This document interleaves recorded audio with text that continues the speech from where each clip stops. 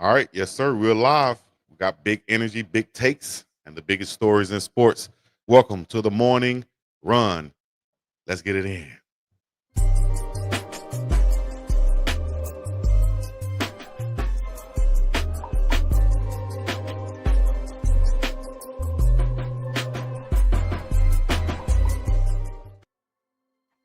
All right, good morning. Welcome to our show once again. We're live.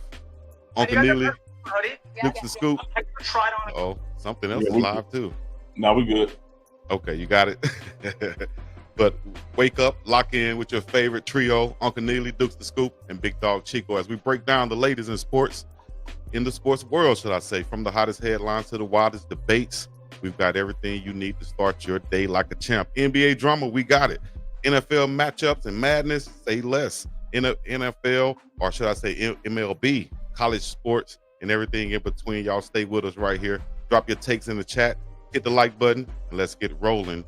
This is the morning run. Oh, now Dukes, what's happening, Unc? Talk to me. Let's get it going. Hey, I'm down here in the Senior Bowl on location. You got to forgive my backup camera, but man, it's been good to kind of get some feedback from some of these NFL guys, and not just on the Senior Bowl, but also the East West Shrine Bowl. As Uncle Neely let people know earlier in the week, a lot of the people that are here already were at the East West Shrine Bowl, and they finished the week in Mobile. So it's been an exciting time, and I'm excited to kind of share some of what I've learned so far in the week. What's up with you, Uncle Neely?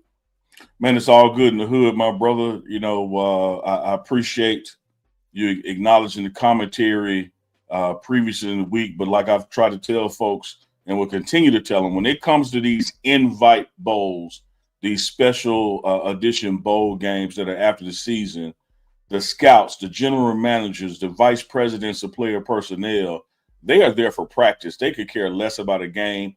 They want to see your individual drills. They want to see your one-on-one battles. They want to interview you back in the hotel room. They want to get you on the whiteboard, diagramming plays. They want to get to know you. By the time the game comes, the NFL folks are out of there. And so they all left Dallas, Texas, and are now down to Senior Bowl with Deuce Scoop. And by the time that Senior Bowl kicks off, they're going to be out of there too, because their notes and their work will be done. Yes, we're going to definitely get into some more insights from the Senior Bowl with you, Phillip Dukes, my main man. But we're going to I got some questions. We talked about the Shrine Bowl, and some of our guys who were there didn't actually play in the game. Anybody has any insights or thoughts of why we might not have seen Jimmy Horn Jr. or any other several other players that was supposed to be in the Shrine Bowl play in the actual game?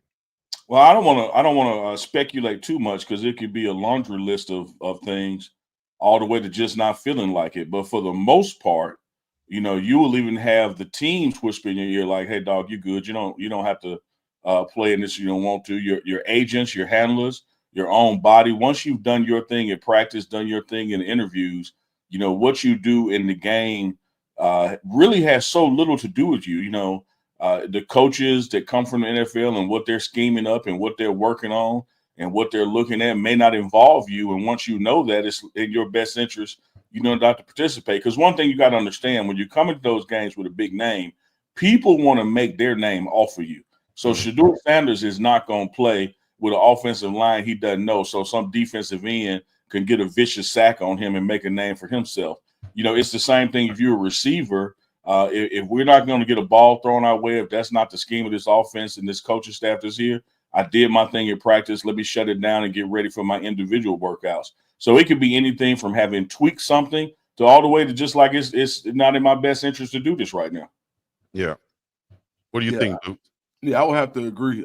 There could be a myriad of reasons why you wouldn't have seen a guy like Jimmy Horn Jr. yesterday in the game. It could be something as simple as a simple tweak, a rolling of the ankle. And this is not inside information. I'm just saying things that could have happened.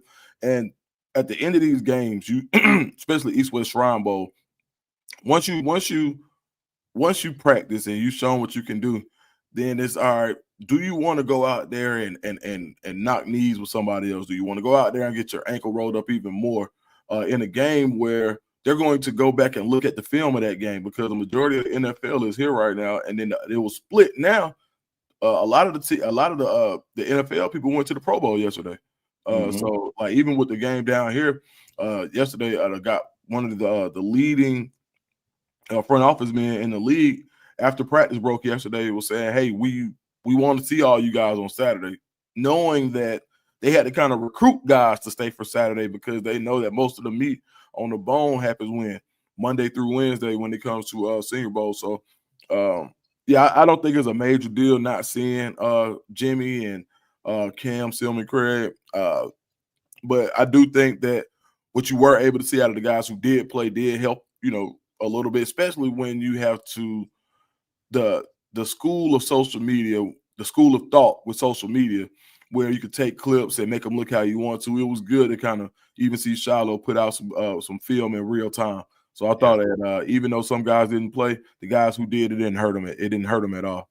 Yeah, I think Shiloh played the most, so he might have helped this draft stock the most, being that he had the most to put on film, and played very well. Had some pass breakups, some good tackles, some sure tackles, and was bouncing around all over the field, playing fast. And I think that's what the scouts wanted to see from Shiloh overall. So, I don't know if Shiloh took a tremendous bounce, and I'm gonna tell you why. That's no shade on him. Outside of Shedeur Sanders coming from Colorado, the rest of the guys coming from Colorado, Shiloh coming into the East Shrine Bowl was the only one guaranteed to be drafted, and I think he's still guaranteed to be drafted. So I think what he did was just solidify what people were already seeing and thinking.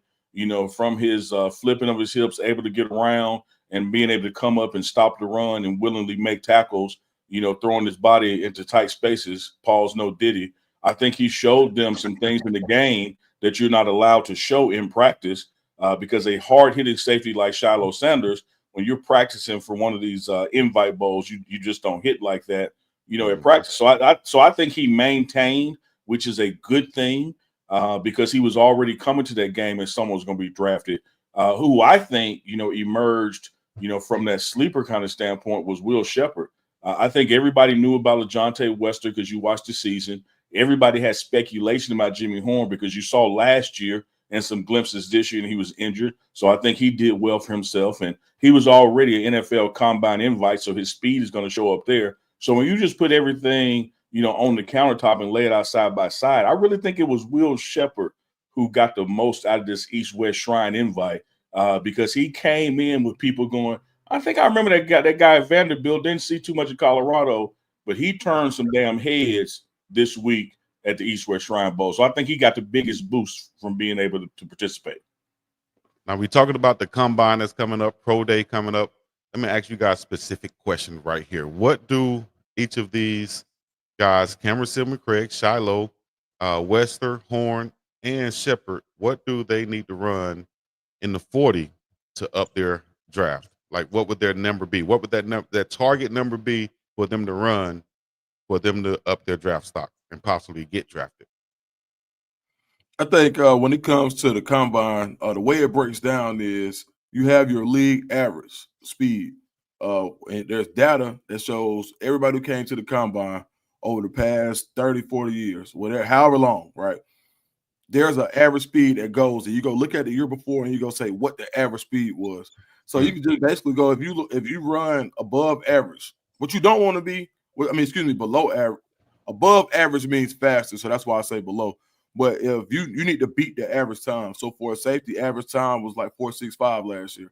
You need to be in the 4.6s at least to get a look. 4.5 would be good for safety. Wide receivers, 4.4. You want to be in the 4.4s.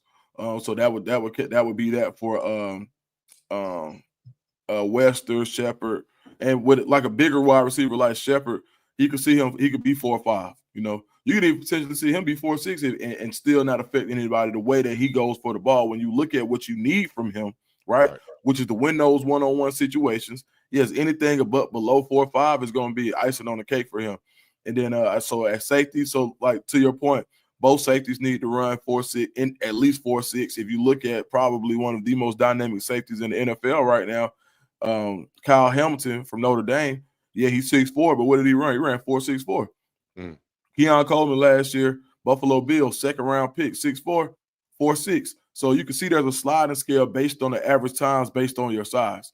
So I think that for the safeties, but to answer your question specifically, the safeties need to run in the 4.6s, and you will hope that the wide receivers will run at least 4.5 with some high end 4.4 kind of range. Yeah, I think Dukes, I love the way you put that all together because you gave some specific information, but you had to do it, around some generalities as well. Because from a general standpoint, you expect a certain speed from a certain position, but from a specific standpoint, I can assure you that if there's a team out there looking to draft a Will Shepherd, they could care less if it's 4.5, 4.6, 4.6.5. They're getting him for his catch radius, his 50-50 ball at the back of the end zone. And plays like that really don't amount to how damn fast you got back there because, hell, the ball is on the 30 anyway, so you're going to get back there. I think that sometimes these 40 times just come down to just, people wanting to compare and celebrate. But when you're looking what you need for your individual team, I need my safety, to be faster than a tight end and running back he's running up on the tackle. I need him to be able to go from hash to hash, which ain't 40 yards apart. Hell, the field is just 53 yards wide, and he ain't going from sideline to sideline. And so I think some of these nuances about speed, are attractive to certain positions. But when you really just certain individuals, I should say, but when you really look at what a team is looking for, they know what they need and what they don't put a high premium on speed wise. I think it's the Jimmy Horn Jr.'s and LeJounte Westers who have proven they can catch the ball, proven they have every route in the route tree under their command. What is really going to propel them if they can nail that 4.3, if they can get that real nice low number, then it's like, damn, all things being equal, I got to draft this guy just off his speed and potential alone. Yeah, I know. Yeah, and to piggyback on that, real quick, the NFL values that speed too, especially a team like the Raiders, who love to draft guys who run that low 4.3 and below mark in the 40 time. Go ahead, Duke. Yeah, to piggyback on that too, and when you want to look at, and the most important part of the 40 is the first 10. You're gonna see people look like the first thing that you run, and Chico, you know this too, and I know Uncle Neely knows this, but they're looking at your 10-yard split. Mm-hmm. At the end of the day, in the NFL, the most important distance when it comes to consistency is the 10 yards that you run for a first down. So whatever your 10-yard split is, can you get there? Because you have to think about it like this. Tom Coughlin used to make this so apparent. How many times do you actually run 40 yards in a football play? Exactly. Like, how many times are you literally running 40 yards every time? So yeah, that's top end speed, and it's basically all it is judging is basically an identifier for traits and explosion. So after that, the broad jump is going to be important. They want to know how much explosion, how much twitch you have. But all of these are just identifiers because they're always going to be outliers. Because how many 4.2 guys have we seen that never make it in the NFL? And how many 4.6, 4.7 guys that play?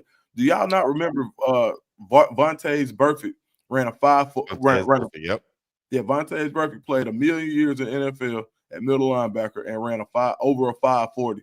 So if you ever need proof of that concept, let me borrow my good man Duke the Scoop catchphrase. You ever need proof of concept? Go back and watch Tom Brady's combine performance. Go back and look at Tom Brady with his shirt off.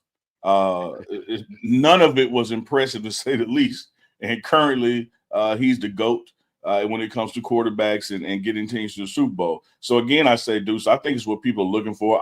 It'd be wonderful if a long-legged, big body Will Shepherd was to run a 4.5. But man, with that catch radius in those hands, and you giving me a 30 or 20-yard route to the back of the end zone, who gives a damn if he runs a 4.7? Like it's his ability to catch and come down with the ball that nobody else can come down with that's going to get him playing on Sundays. Yes. Game speed is a real thing. Like, and I think a lot of times we forget that there really is a such thing as game speed.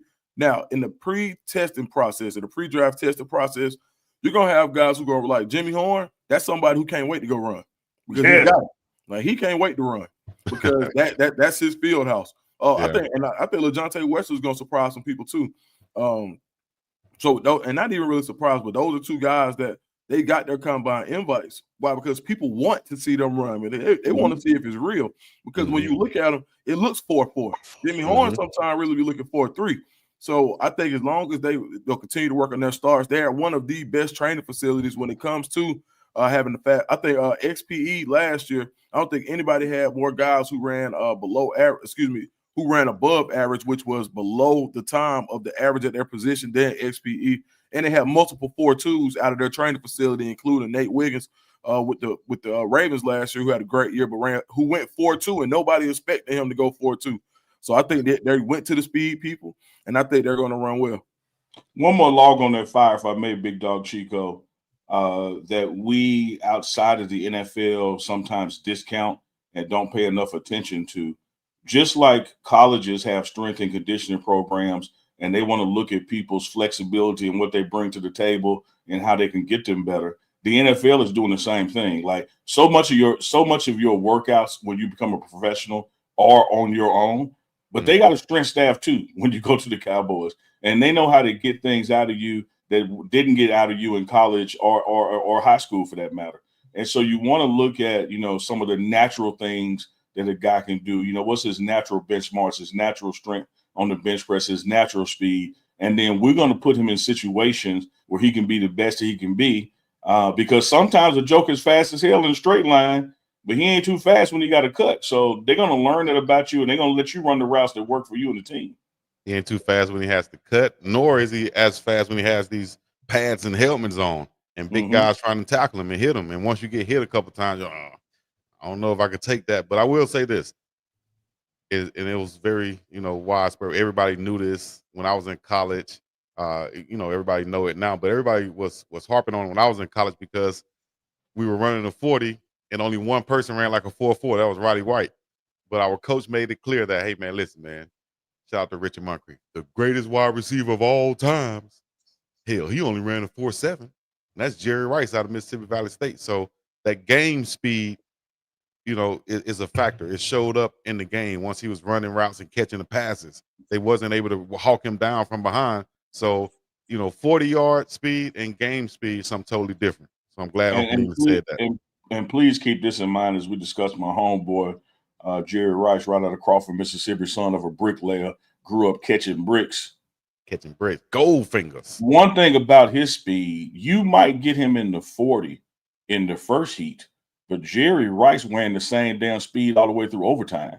And that's what really separated him. Everybody else got tired, and he either maintained or got faster, and then he subsequently got faster because everybody else was getting slower throughout the game. There was no quit or no tire in him. And so you better believe these NFL scouts, these GMs, these player personnel people, they're measuring heart too. Like they're measuring how often this guy doesn't quit and get right back up and can do the same thing the fifth time like he did it the first time.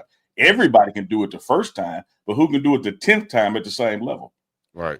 That's why you see those guys running those 10, 100-yard gassers and then 50 or 550-yard gassers out there when they're working out with Coach Swayze and stuff. Those gassers, get you in that game shape that you want to be in. And it's going to separate the men from the boys off the top. So we're going to get into Dukes the Scoop, who was just at the Senior Bowl practices, or he's still there. He's still there. Hey, Dukes the Scoop is on site, baby, on scene. He is in Mobile, Alabama, baby. Shout out to the 251 down in Mobile, Alabama. How's it been down there? Who are some of the standout guys that you've seen so far, Dukes? Man, I think there's a couple of guys. So right now, it's a really cool atmosphere. There are some guys who are down here because they didn't have everything put together already. Like a guy who's helped himself a lot. Two guys from UGA for sure. Smile Monday, linebacker from UGA, he played 4 years, had some injury concerns, but he came out first 2 days. He damn near won every one-on-one rep. I think he lost a couple yesterday, but still he's gotten a ton of attention for teams. Landon Jackson from Arkansas, big time defensive end. He's actually helped himself being here. Another guy is Arian Smith from UGA. Now this guy ran a 10-200 in high school and was looked at as only a speed guy. But he's been winning one-on-ones and he's been stacking people, and I think that he's helped himself tremendously. And I think Shamar James is somebody else. And these linemen, hold up. Mike Green from Marshall. He's been out there balling, killing people. Man, everybody's just watching the clips of where he's blowing these guys up. But it's not just that clip. It's consistent. I have 1,000% that Mike Green from Marshall, if you're a team that's in a market for a defensive end or edge rusher, Falcons, this is a guy that you should be looking at. When you talk about being able to translate speed to power, all of the catchphrase. You know they got all these catchphrases, these new cool terms. Oh, can he do speed to power, lower band? I have to pick them up because I do. But man, Yeah. You don't have to do all of that with this kid. He's just a baller, and you can see it. And he walks with confidence, and he has that group of 5 chip on his shoulder. Like, this is what I was missing. Oh, okay, cool. Let me show you about group of 5, and that's what he's been doing since he got here. So, what if anybody helped himself the most? He went from a guy who was maybe top 100 to, I think he has a real shot at the first round. Love it, man. I love the Senior Bowl. What takes place there? I worked about 5 Senior Bowls in the past, man. It's an excellent atmosphere down in Mobile. Quiet as kept. Almost had the Senior Bowl moving over to New Orleans once upon a time, but the city of Mobile and Nagy, everybody to get together, and it's still there for the foreseeable future. But just a great atmosphere to talk ball. One of the things I want to pick your brain on, Dukes and Chico. Once upon a time, like when I say I've worked 5 Senior Bowls, that's over the past 10 years. And the Senior Bowl was the end-all, be-all. But, I mean, now, like the attention that the East-West Shrine is getting and the players they invite, almost going head-to-head for this part of the week, you're really seeing a lot of the NFL and scouts and even players choosing which one they go to. East-West is nipping on the Senior Bowl's heels, man, as far as where you want to be this week. Well, tell us the difference in those two. I had some people ask questions. What's the difference in the East-West Shrine and the Senior Bowl? Why Shadur's at this one and not at that one if he's the top pick? I see Jalen Miro. We'll get into that in a second. But what's the difference in those 2 bowls, guys? Dukes? I would probably just say location. They've both been doing it for a long time. It ain't a whole lot different because the Senior Bowl, I would say, probably has been considered to be the gold standard for so long. But I think it's also about the advertising dollars that come into the Senior Bowl and the way that the Senior Bowl affects the city. So they're going to be you're going to get more for your money, and there's going to be a lot of money poured into the Senior Bowl because of what it does for Mobile as a whole. When you look at how during this time in Mobile, you can go ask anybody in Mobile about what's going on this week, and they're going to tell you Senior Bowl, and then it's going to be Mardi Gras. There's a big draw for the city. Dallas East-West Shrine Bowl is just another thing going on in an already metropolitan city. So it's going to be a little bit of a difference. But as these guys, as the East-West Shrine Bowl continues to make great evaluations and are having guys come into that bowl game and continue to get drafted, and the Senior Bowl, which is, hey, the Senior Bowl is going to look at it like it's almost like SEC versus Big 12. And the reason I'm saying that is this, because for a long time, everybody thought that, if you want to be great, what conference do you have to play in? You have to play in SEC. And I think that's kind of what it was with the Senior Bowl, where just the brand recognition was so high because of the advertising dollars before that were coming into the Senior Bowl allowed for you to make that decision. Like, oh, I see the Senior Bowl. Oh, NFL Network. Oh, yeah, we got Senior Bowl, right? Okay, cool. But as the East-West Shrine Bowl has continued to nail their evaluation, get guys who are being drafted, and kind of raise their level, their profile, as you see now, they're nationally televised on Thursday night. Now it's starting to be like, you can just kind of take your pick, because now when I say more high-end talent is going to be at the Senior Bowl, probably so. But what I would say, like with a guy like Shador being in Dallas already, how much more of a profile boost was that for the East-West Shrine Bowl to have the Sanders family in that game? So I think when you know what you're worth, like last year, Edge Cooper, number 1 linebacker off the board, had a great season with the Packers. East-West Shrine Bowl didn't make sense to a lot of people. He went to where he was going to be comfortable at, somewhere he was already training in Dallas. Made sense for him. So I think going forward, it's going to be proximity, location, and familiarity that are going to pretty much determine where a lot of players choose to go. And because every player is not going to get both invites. And you got sometimes Senior Bowl guys and you got East-West Shrine Bowl guys. So I would still consider it to be 1A, 1B, but based on your individual star power and your individual cachet is going to make the decision based on where you go. Love it. I love that, Dukes. I love it. A lot of put him back on the screen. I want to look at my man. A lot of you sound like Stephen A. Bring the screen back up. It was a lot of facts, nothing but facts, but a lot of political correctness. You don't want to step on no toes. while you're down in Mobile. I feel you. I feel you. I love it. The Senior Bowl, man, just has this historicness to it that people know that the quote unquote best guys are going there, and it's guys who have the promise of being drafted early. And I think what has happened, whereas the East-West Shrine has been a back seat to them for so many years, I think what's happened, Dukes, because you touched on, and this is the part where I was teasing about being politically correct. I think the evaluators have been getting it so right at East-West that when you look at when the drafts actually happen, the East-West Shrine players have been performing better in the draft than the Senior Bowl players as of late. And as of late could be a 4 or 5 year window, particularly pandemic to now. And so I think that's giving more credibility to the East-West, is that they get it right at a high percentage, whereas the Senior Bowl, it's just that thing because it's been that thing. And then when Reese's comes on as a sponsor and the city of Mobile doing all the things they did to keep it from going to New Orleans, it just still adds to that mystique of it. But when it gets down to the nut crunching of evaluation and football being football, don't sleep on the East-West Shrine and taking the invite there. I'm looking forward to the next 5 years and see, even if East-West, just like in this real world of a Big Ten passing or catching up or passing the SEC, I won't be surprised it happens with these two invite bowls as well. Yeah. Of course, while I'm down here with this great invite that I got, I'm gonna make sure. Like, look, the funny thing about East-West Shrine Bowl versus Senior Bowl, man, that thing like Biggie and Tupac, man. Like, Look. Hey, the people at the top. When Chico had you on the screen by yourself, I was back here laughing. Do you remember when he asked the question? I said, Dukes, you Like, hey, let me tell you something. Like, so man, shout out to the leaders of both bowls, Eric Galco, East-West Shrine Bowl, and Jim Nagy down here. Jim Nagy, my partner too. Both of them are partners, man. Good guys. But man, they take it serious. And it's like, yeah, they take it serious and they take that evaluation seriously. And I think I do think that East-West Shrine Bowl has become a lot more, I guess you want to say, a viable threat when it comes, not threat, but a viable resource when it comes to guys.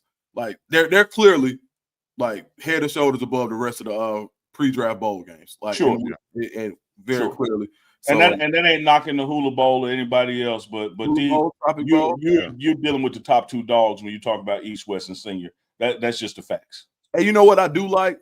At the Hula Bowl, they say we got to call up to the East, West, or the Senior Bowl. Like, some guys could play their way into the bowl games with there are scouts from the Senior and the East, West that will go to the Hula and look for a guy, because whether it be because of injury, like you look at some of the guys who opted out, or I'm just like, they had to find people to replace who had to play these, because so in some of these bowl games, it's like, hey, I want to play in this game, but my player only has 16 reps for you. I'm sorry, but we're not gonna play over 15 because we can't take the injury risk. Well, you got to find guys to go play those other 40 snaps. You got to find on either side of the ball. So I think you preaching, and let me marry some things right there, because you spot on, Dukes. Once again, you spot on. When you look at once upon a time, 5, 6, 7 years ago, how colleges had to leverage over players, but then when you talk about the transfer portal and you talk about NIL, now at worst case, the college and the player are equal, but in best case, the player has the complete leverage over what he does and his valuation. You're seeing the same thing with these invite bowls, man. Like, you got guys who sitting back and going, no, I'm gonna go to this one, when it used to be just, no, if you got an invite to the Senior Bowl, that's where you was going. And that's why you see the Senior Bowl, shout out to Nagy and them, doing creative things like saying, hey, well, starting now, juniors can come, because they know we ain't the only ones at the top no more. Like, the East West is coming up behind us. And one way we can keep the momentum is open the doors to where Travis Hunter could now play in it. Because keep in mind, Travis, because he wasn't participating, so don't take this literal, Travis won the Heisman as a junior. He still has another year left. Traditionally, the Senior Bowl is just for seniors. But now it's like, no, if you're that third-year guy and you're going, you can come play now too. they see the writing on the wall, man, that they're no longer just the only game in town as far as the top tier game. So shout out to them for adapting. Yeah, for sure. Exactly. One player that was at the Senior Bowl, and he's been shooting up the mock draft boards, and that's Alabama quarterback Jalen Milroe. Did you have a chance to see him out there at the Senior Bowl throwing these rocket shots that's been reported 75.4 miles per hour? That's higher than anybody else, even including Bills quarterback Josh Allen, who's been known to have a rocket type arm. Have you seen Jalen Milroe out there throwing rockets and lasers all across the field? How's he look to you? Anthony Richardson. Anthony Like, Richardson. Anthony Richardson, that's who Jalen Milroe is. Like, it's gonna be based on, you're gonna get that type of high-end athleticism at the quarterback position. That's what you see. He's not as tall as Richardson, but when you talk about being put together, someone who has the physical tools to play anywhere on the football field. If he wanted to play linebacker, he could play. He wanted to play safety, he could play. He wanted to play receiver or running back, he could play. But he also just happens to have a cannon attached to his shoulder. So with Milroe is going to be about the offense that you run with him. I would like to see him somewhere with a guy like Todd Monken with the Ravens. The offense that they run, where they tailor that offense to Lamar Jackson's skill set, I think that'll be important. I think fit is everything, and not just for the quarterback position, but for any position. You're not going to see like a guy like Jalen Milroe. You wouldn't see him and Dylan Gabriel succeed in the same type offense at the same level. You would want to see Dylan Gabriel somewhere where he can get the ball out of his hands super, super quick, and then that it's based on pocket presence. Well, Jalen Milroe, you can adjust the pocket to him. You could roll him out more often. He can make that throw on the run. You can get more vertical down the field because guess what? He has the arm to be able to make it. Now you can throw deep outs. And as you guys know, what's one of the toughest the toughest routes to throw in the NFL is the 18-yard out. That's damn near the first quarter. That's the first route in every script and throwing script is, can you throw that 18-yard out, because of how important it is to be able to throw it out without it getting undercut. Well, so we could talk about that velocity. Why is that so important? Why is that said? Oh, well, he could throw the ball really, really hard, or he could throw this fastball. Because when you get down into the 2-minute offense, and an 18-yard out means that I can throw this ball and get out of bounds and get down the field without having to use a timeout. It gets that simple. So can you throw this in 2-minute drill? Because let's say he only throws the ball at 50 miles an hour. Well, you try to throw a deep out to the field or the boundary, no matter. What you think that cornerback going to do? He's going to break on it. He's going to break on it. He's going to hit his head on the goal post. Touchdown. If you in Green Bay, that's a Lambeau leap waiting to happen. So I think that's why it's really important for that velocity. And it's one of those telltale things where it's not an exact science by no means, because we saw Anthony Richardson. We saw him have some struggles in the NFL, but we've also seen immense potential. So the same thing for Jalen Milroe. I think he's helped himself a lot, and he's just I know this ain't a word, but he's a really tradey guy. Really great traits when it comes to athleticism. Yeah. Chico, I love the points my right hand man, partner in crime, Dukes just made. But because he made them so eloquently and excellently, let me take the counterpoint. Even though I ain't saying I agree with the counterpoint, let me step out there and take it. When you see guys at the East-West Shrine Bowl, namely Colorado receivers, not playing, if the damn quarterback can't throw, I don't want him throwing to me. That's impacting my stocks. And it's the same thing for a quarterback. So I appreciate this 74.5 miles per hour velocity, but if an SOB at the Senior Bowl can't catch it, I'm not helping myself in my evaluations. I have to be able to show, yes, I have velocity, what Deuce is talking about, because that out route, I don't need it getting undercut and going to the house up the sideline. But I also have to be able to throw a ball that people can catch, because that is how we move the ball down the field. So throwing this ball 80 miles per hour only to have no receiver be able to handle it, and I don't have the touch to take it down to 69 in the right situations, that's the real evaluations taking place. Love the velocity for the young man. I think it's going to bode well for him. But we also got to be able to throw balls that people can catch. No, you're right. And I'll say this. And the reason that velocity, whether it be right or wrong, but the reason that it is still looked at that way is because no matter what you do, you can't put it on. But you can always take it off. It's the same. Look, It's the same thing with defensive line trenches aggression. I would much rather have a guy getting personal fouls that I can coach down than trying to ignite a dog in somebody that I just can't get him going. You're exactly right, dude. Melrose had. I would rather have this outstanding velocity that nobody can catch than this damn slow ball that everybody's undercutting. So you spot on there, coach. You spot on.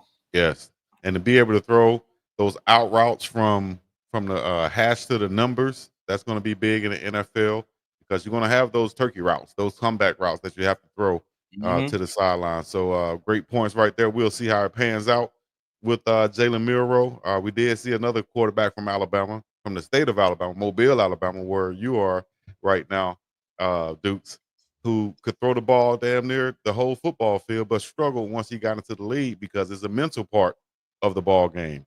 You have to be, especially at the quarterback spot, you have to be a leader and you have to get the playbook. You need to know what everybody is doing. And that's Jamarcus Russell, unfortunately. And I remember the story on him that Gruden put out, not sure how true it was, but allegedly they gave him a compact disc back in the day. Y'all kids might not know what that is, but that's a compact disc. VHS. It was even further back in the day. That was VHS. They gave him a VHS, which is even like you can't lose a VHS, how big that is. But they said, "Did you watch it?" And the next morning after they gave it to him, and they said, "Did you watch it?" And he was like, "Yeah, I watched it." But the trick was, it was nothing on the tape. No, that's a true story. So, like, you have to watch film. You have to put in the work outside of just having a strong arm. You have to know where to throw it at, how to put touch on the ball, get it over those linebackers in front of the safeties, for those intermediate routes. So, hopefully Milroe get to the right situation, right offensive coordinator, offensive line and receivers to where he can flourish in the NFL. Chico, if I may for a second. Yes, sir. I know this is the morning run in the afternoon. It's still morning, I guess, in Hawaii or the West Coast when we started, but the morning run got a little late start this day, but we still want to bring it to you. But y'all be sure, like we always say, we do joint content now. Like and subscribe to all 3 channels because we're running live on BiggDogg Chico, we're running live on the Pregame Network, running live on Duke the Scoop channel. If you're in either one of the rooms, give it a thumbs up, turn that notification bell on. It all promotes the show, and you will know when we coming on Monday, Wednesday, and Friday with the morning run, even if the morning run is in the afternoon because Neely had the runs. Crazy, man. Say anything. I know. Hey man, look, I'll take the responsibility and accountability for why we were late. You put it on me, charge that to my account. I think I was outrunning. Trying to get a jog on, trying to get back in shape. And Neely had the runs. That's him and toast crunch I had for dinner. They said, "Oh, come here, sit down, get over here, Scorpion, baby, bring that ass here, boy." All right, my bad, DC, y'all fly. You're gone too far now, Biggs. Just a little too far. Yes, we appreciate you guys always tuning in with us. The morning run, you tell me, and also Unc and Chico each and every week. We come to you with more content, giving you the insights and everything about what we can do. Got the scoops, of course. Uncle Neely with the in-depth analysis. What you got to say? Go ahead. I see you. I was going to get a scoop from Dukes because he's down there in Mobile. And, like I've shared with the people, man, everything is about practice and the drills you go through, the one-on-one competitions, the interviews, and the whiteboard. But the other big part about the Senior Bowl, at least from my personal and professional experience, is the host hotel hanging out at that bar in the whisper campaigns. Dukes, it was the first time in Senior Bowl where I heard Deion Sanders wanted to coach college and was interested in even coaching the HBCU. And we see how that turned out. So my question to Dukes is, you don't have to say who said it, but what's some of the rumors that's floating around the host hotel bar, man, down there in Mobile? What's the talk of the town? Man, you know what? I say one of the biggest things that I'm gonna tell you some people talking about, dog. They Jackson Dart going up the board. I heard on Ole Miss. Jackson. A lot of people were talking about Jackson. It's funny now. I don't even know how you put me at the bar, but okay. No, come on. It's just like Jesus said he was about his father's business. I know my man. My man gonna be where I would be. So I know you at that bar. I ain't said you were pranking. I just know you down to the bar. Just at the bar. That's where it's going down there. But yeah, 1000% Jackson Dart was a name that I heard a lot of. You know, I'm plugging away and trying to figure out stuff like, you know, what people thought about the Colorado guys, just asking different people.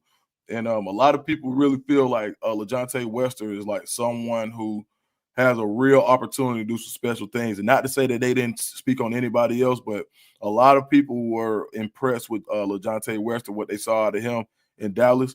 Also, you know, people started to ask me like what, you know, about Coach Prime a little bit. So I think he's still someone that people are just kind of watching to see what he does, because it's one of those things where, let's say, Caitlin Clark.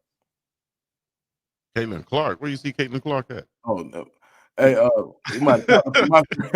I got a Caitlin Clark right here. We can talk about it if y'all want to, but hey, I don't know how Caitlin Clark came up. Okay. Yeah. Caitlin was at the bar. Yeah. Boy, I was like, whoa. At the bar. Okay.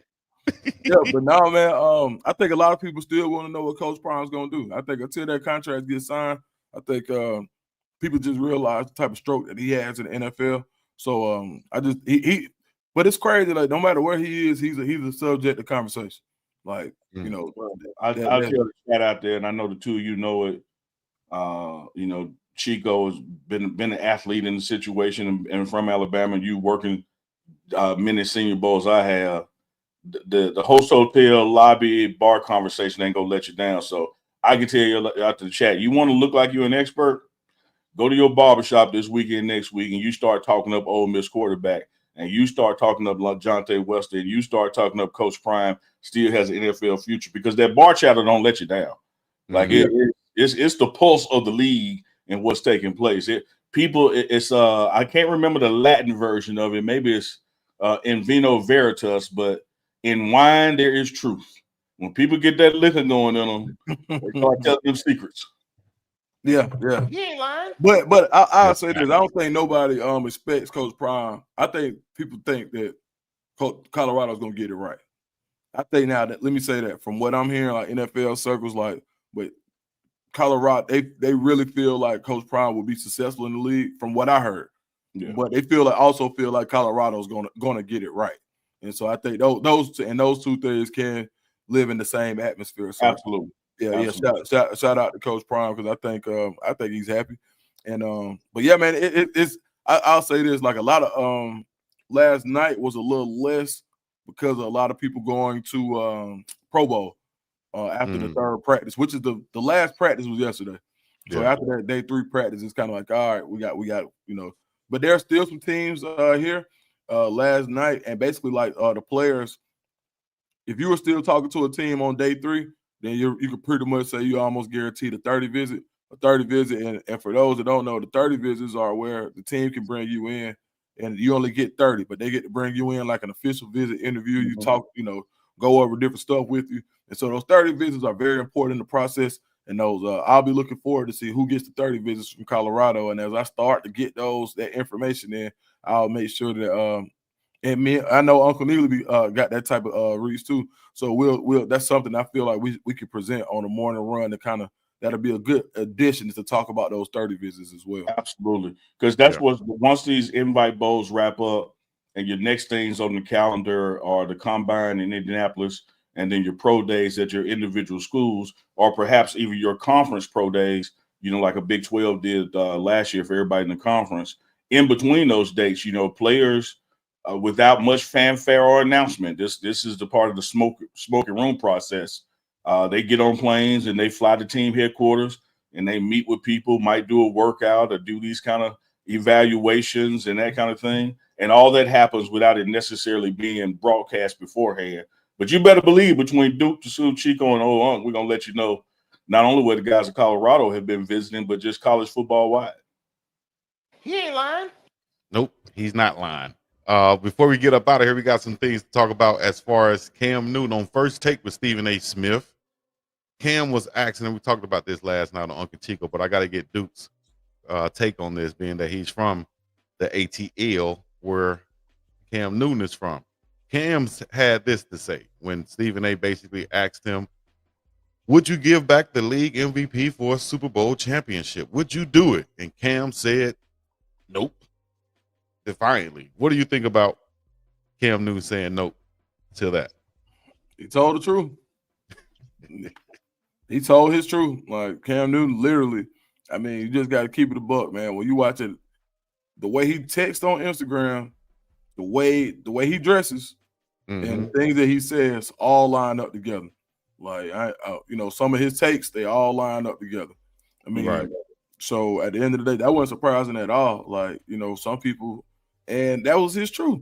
He wanted to make, he wants to be sure if he's the guy on the group project, that if he does more than everybody else, he gonna let the teacher know. He gonna like, hey, nah, bro ain't been here for 2 days. Nah, I did that. And ain't nothing wrong with that. I mean, if that's how you are, as long as you this is my thing.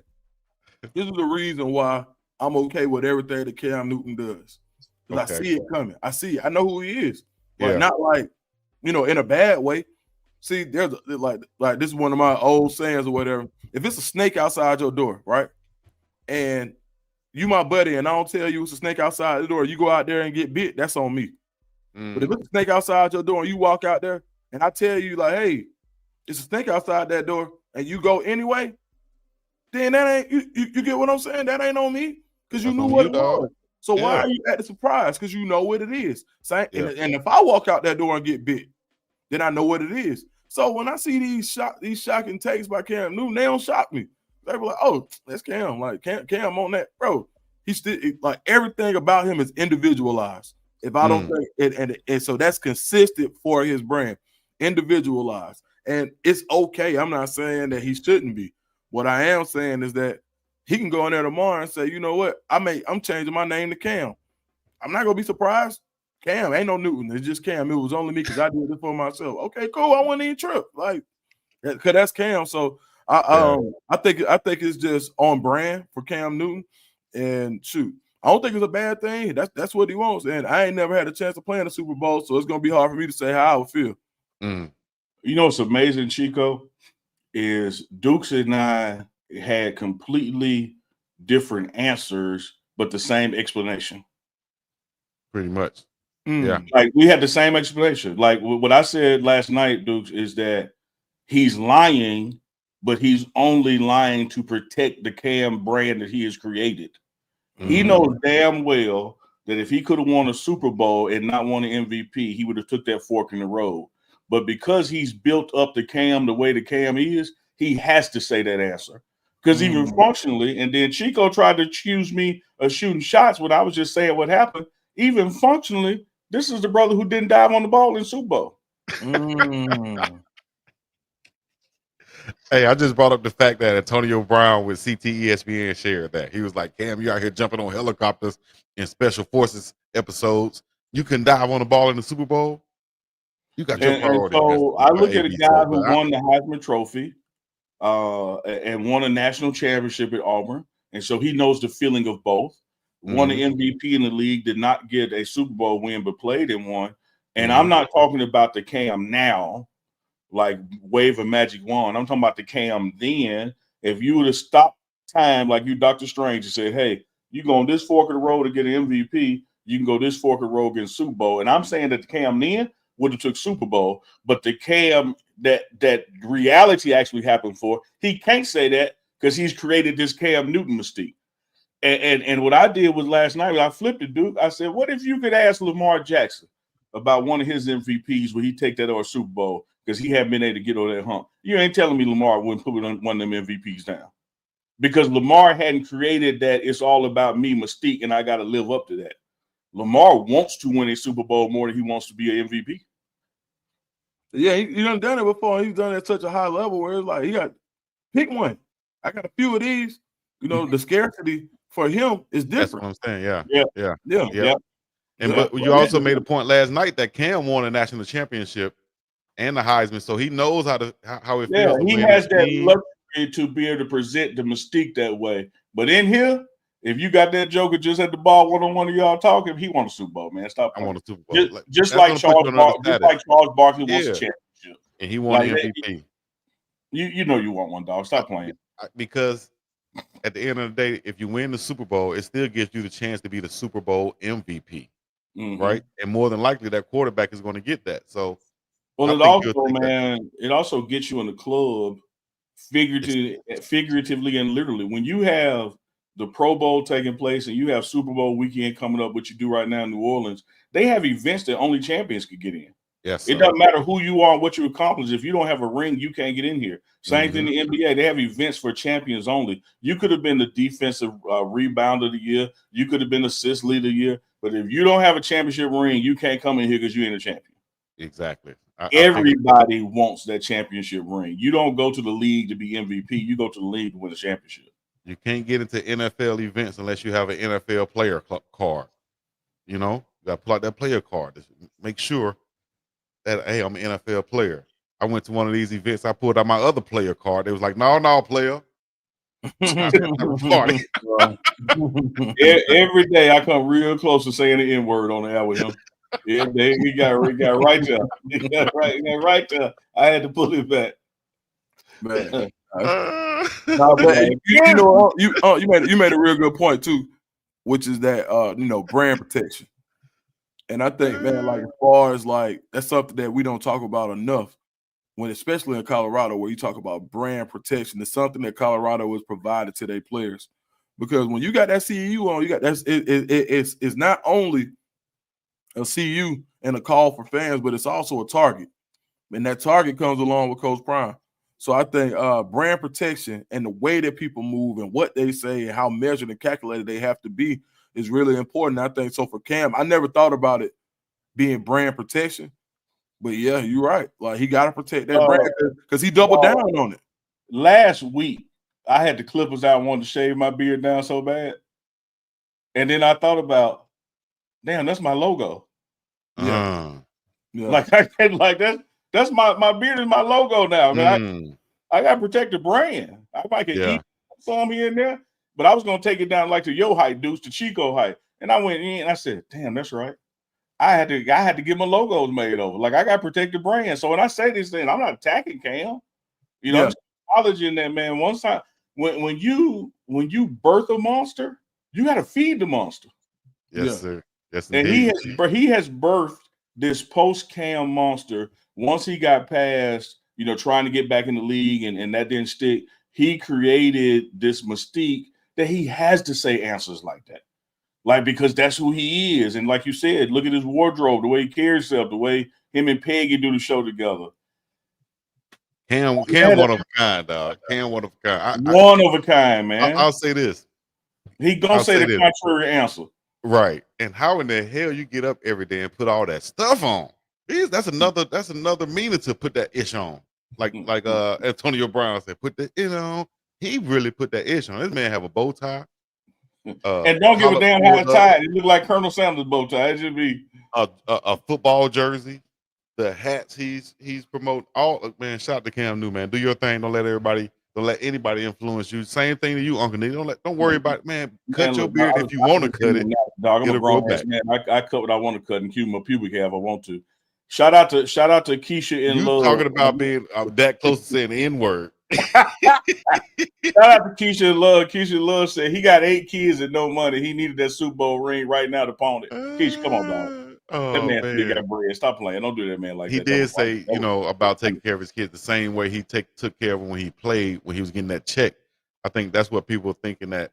He might be broke or something. No, it just ain't coming every Tuesday like it used to come. It's just like Lil Duval said on his post the other day when someone posted that upscale luxury, like this guy brought his 16-year-old daughter a $500 million yacht. And Lil Duval, of course, who's a celebrity, woke up and said, damn, this just made me realize how poor I am. And he said, now all of y'all out there watching my post, wake your poor ass up. So it's levels to this. Like, y'all watching me and I'm watching them. You know what I'm saying? So shout out to Lil Duval and everybody else.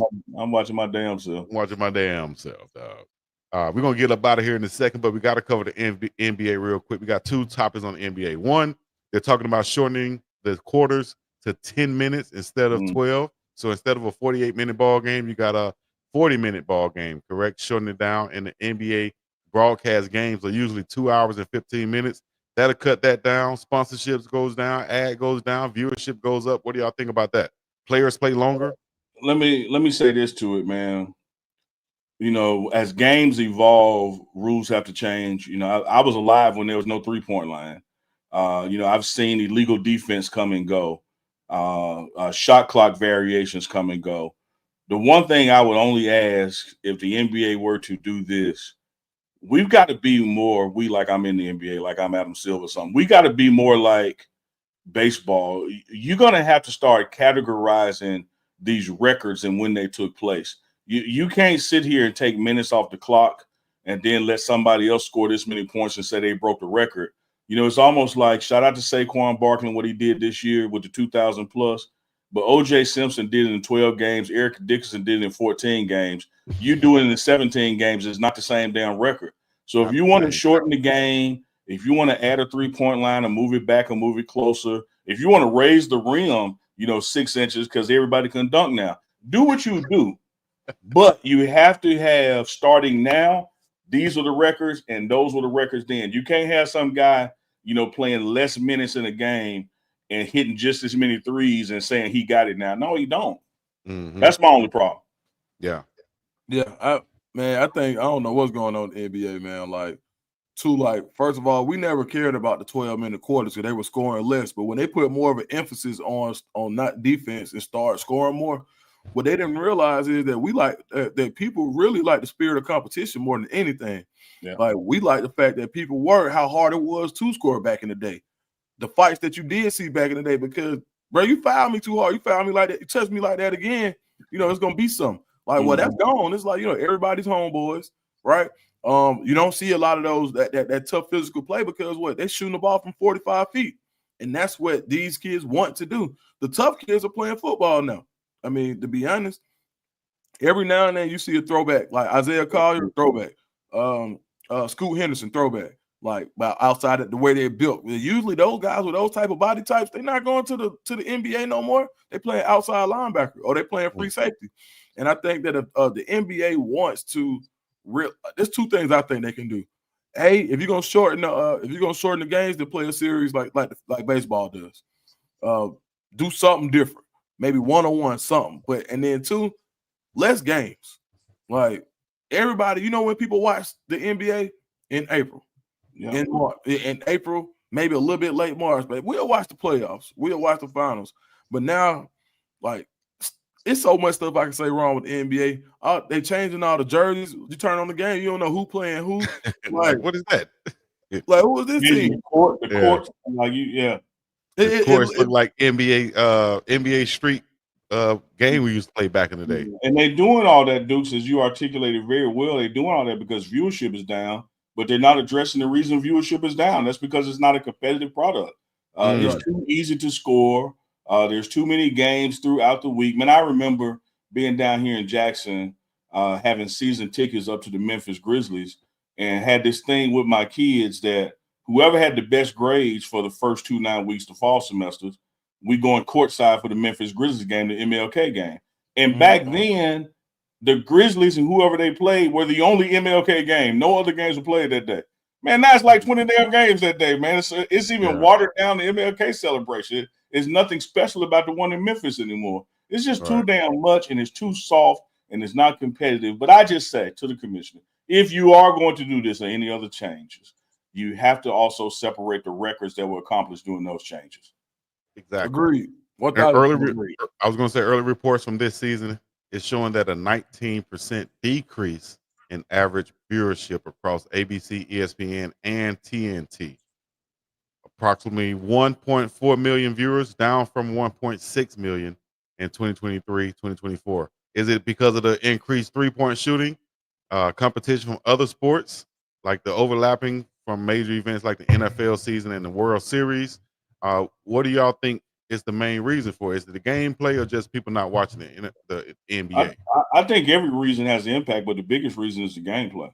I think it's just a soft product now. It's not a competitive product.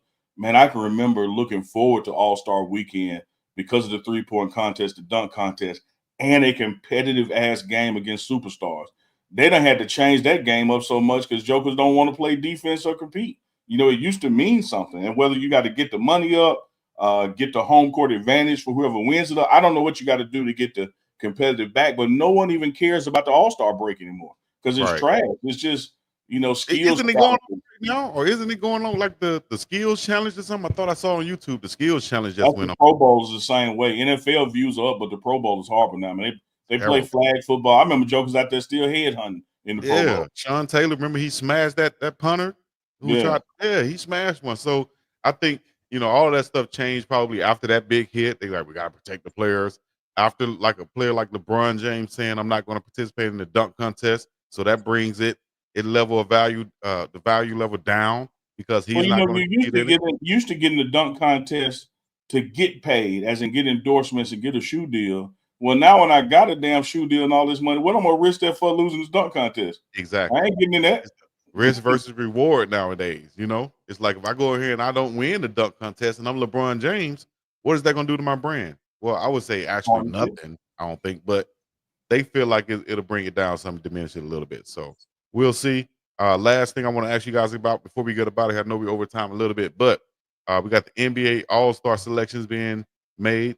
Teams are filled now. The Eastern Conference team has, of course, Giannis, Donovan Mitchell, Karl Anthony Towns, Jason Tatum, and Jalen Brunson as their starters. But one glaring missing is, y'all let me know, here's the reserves: Jaylen Brown, Pascal Siakam, Cade Cunningham, Darius Garland, Damian Lillard, Evan Mobley, and Tyler Hero. What is the Eastern Conference name that you're not hearing? Kyrie. On that Eastern Conference, Kyrie Western. He's in Dallas now, right? Okay, all right. So no one ain't here. So what you said? Hero from Miami. Who else? Hero from Miami, Lillard from the Bucks, Evan Mobley from the Cavs, Darius Garland from the Cavs, Jaylen Brown from the Celtics, Siakam from the Pacers, and Cade Cunningham from the Pistons. You got the other Jalen from New York on there as a starter? Jason Tatum. Oh, Jalen Brunson from New York is the starter. Okay, all right. I thought I missed there's a guard in the Eastern Conference. I help you guys out. There's a guard in the Eastern Conference that's averaging more points than 1, 2, 3. He's number 4. He's number 4 in the league. He's number 4 in the league, and he's averaging more than any of these reserve guards. And that is LaMelo Ball.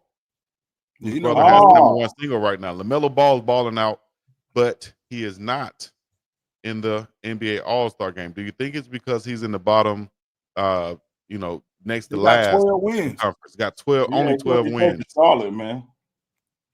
It's because he plays in Charlotte.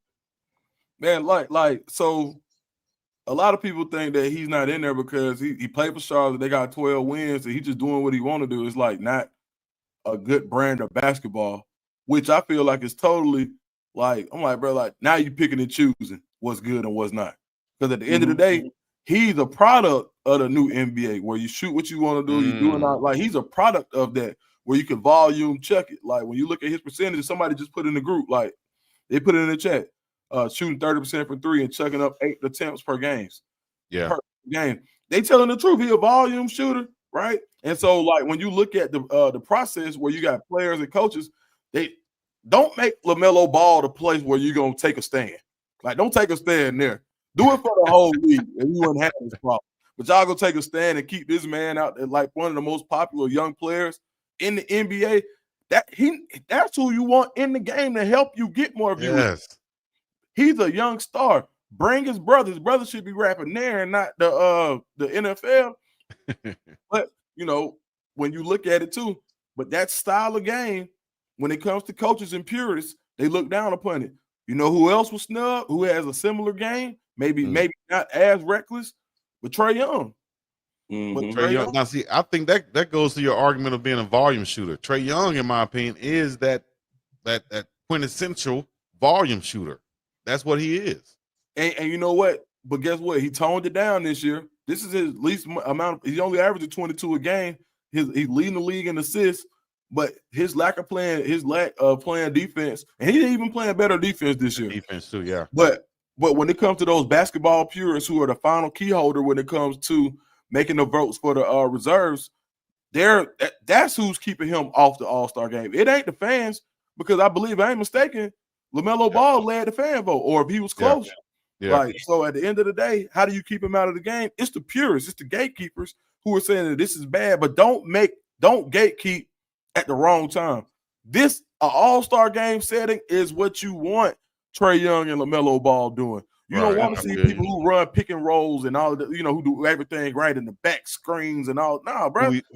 Someone who you might feel like is a product of being on a good team, like you might say a Darius Garland. Shout out to Darius Garland, who's a baller now, but at the end of the day, what is he no averaging? name recognition. So right, no name recognition. No name recognition. Part of the name recognition challenge is the NBA chooses who it promotes.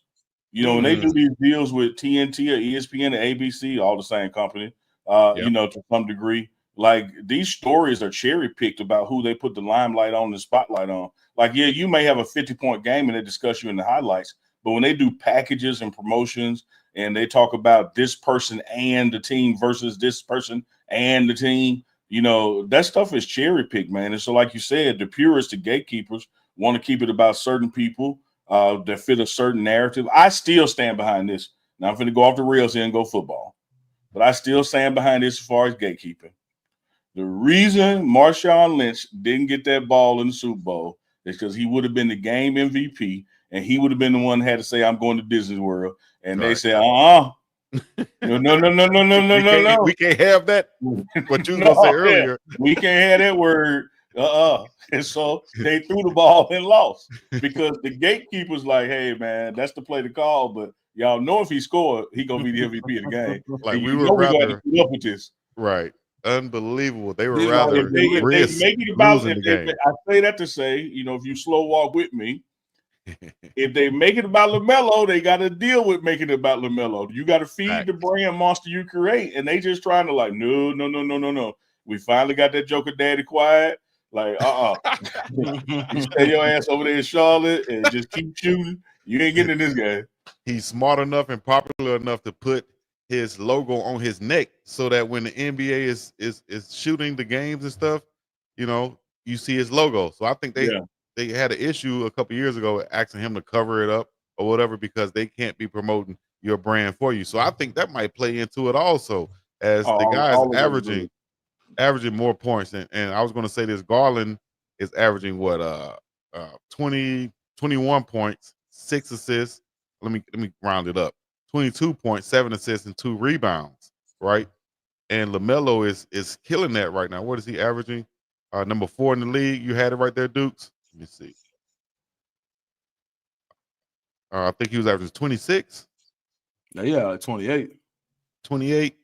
I had it right here, but I lost it right there. But point is, he's averaging more than these guys. He's averaging 28 points, 7 assists, 5 rebounds, and he's 4th in the league in scoring. Damian Lillard, he's with the Bucks though, 25.7 assists and 5 rebounds. I just gave you Darius Garland's number, so I think he definitely, with the fan vote plus the popularity, I think he definitely should be in the All-Star game some type of way. But we'll see how the rest of this works out as the Western Conference is also being named. No surprises there. Steph Curry, Kevin Durant, LeBron James, SGA, and Nikola Jokic are the starters. And the reserves are Anthony Edwards, Anthony Davis, Jaren Jackson Jr., James Harden, Alperen Sengun from the Rockets, and Jalen Williams. And followed up also by Victor Wembanyama making his first appearance in the Western Conference. Any snubs there on the West, or what do y'all think about that team? No snubs. It's hard to imagine that Kyrie didn't even make reserve because what he's doing with Dallas is, I think, special enough, if not starting to be on the reserve team. Mm-hmm. No, for sure. Like I would agree. I would say it would be hard to pull. When I look at snubs, I look at who would you pull for him. It would be hard to pull somebody off of that team. The West been playing pretty good basketball. I think what's my man? Kyrie said it, and not Kyrie. From the Clippers. He lead the Clippers in scoring. Yeah, James Harden. No. The dude is playing while Norman Powell. Clippers. Norman Powell. Norman Powell definitely snubbed.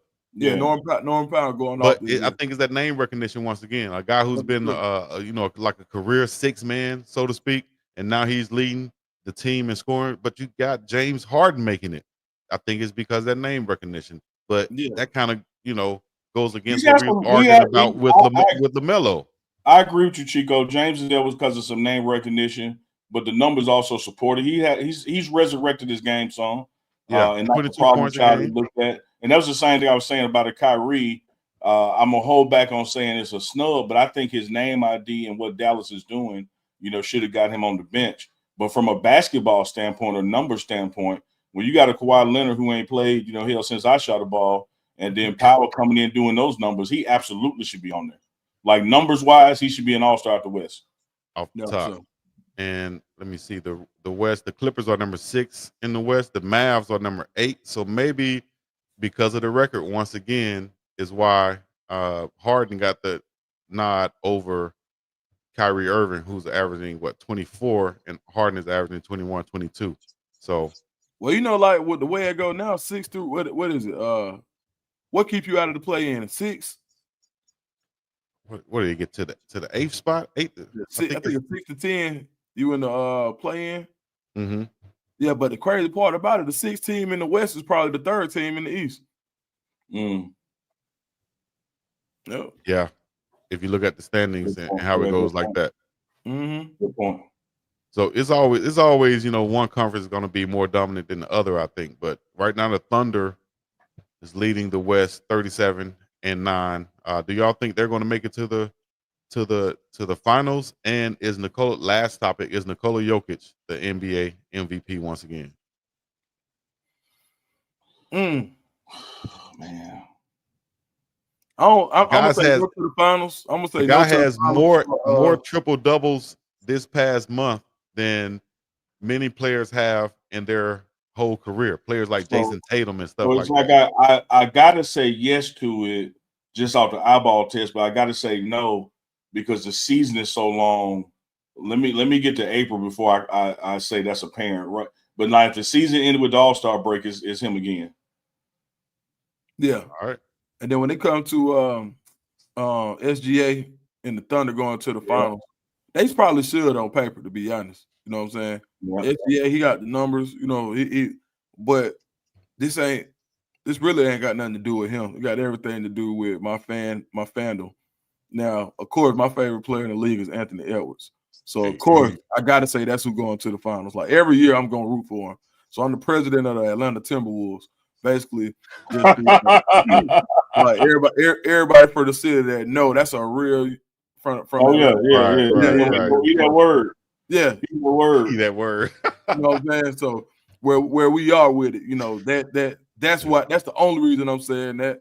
And hopefully they get it together in Minnesota, man. I think it's been a clunky fit with Julius Randle coming over and Dante DiVincenzo, but I think now they're starting to play Rob with the shifts. Rob Dillingham, who's another one of those guys who's going to you're going to need him to help elevate the NBA, because right now we don't look at TV, we look at social media before we look at anything. It used to be growing up, we had to turn on ESPN before we did anything else. Mm-hmm. SportsCenter was going, if you had it, SportsCenter was going at all times. And when I didn't have cable, I had to sit through the news to watch the last 10 minutes or 5 minutes so I could see the sports. Mm-hmm. But now, the first thing, the way that the new generation, what they doing is they grab this thing right here, first and foremost. Yep. And if you have a social media game, that's what I call it, a social media game. LaMelo Ball, social media game for sure. Things that he does, like they're able to generate advertising through social media because he has a social media game. So Darius Garland may not have that social media game, right? But right now, NBA players like the gatekeepers or the coaches are going to say, if I need to win the game tomorrow, who wants to help me win this game? Who's going to do all of the right things the right way? I'm going to take Darius Garland. Right. So true point guard. Yeah, for sure. So, but I do think that, to your point, like I think that on paper, SGA probably is the MVP and they are the favorites in the West on paper. But how I think it's gonna go, I think Ant-Man goes to the finals and for the first time. And I think I don't know. I think SGA might get that. I think SGA probably will get the MVP by the time it's all said and done. The number too crazy. Yeah. Hopefully he does, but I think Jokic is just doing crazy numbers, also doing things that's never been done. And even though I hate to say it, I think he might be the MVP once again. That's going to put him in some legendary status to win another one, though. So yeah, he is. I just can't look at the bad Bill Joker's legendary though. He's just goofy to me, man. I just think that the team runs stuff If- through him. If facilitates his offense through him, which gives him the opportunity to get all those, points and rebounds and assists. But hey, I digress. We'll get into some more topics once again on the next show on the morning run. That'll be Monday morning. That'll be Monday morning on the morning run. You get the best and the biggest takes and the best energy right here in all the sports world, NBA, MLB, NFL, college football, whatever it is. And to my partners, Duke to School, Big Dog Chico, and to most importantly the chat, I will make you this commitment. I will not eat Cinnamon Toast Crunch for dinner on Sunday night. That way we can start the show on time on Monday morning. You have my commitment. Come on now, dog. You have my word. Come on, man. Well, y'all heard Uncle Neely. Y'all hold him to that. All right. Until the next time, for Phillip Dukes, Uncle Neely, I'm Big Dog Chico. We're gonna be up and about of this thing once again. The morning run. Peace in the Middle East. Yeah. Another one. Another one.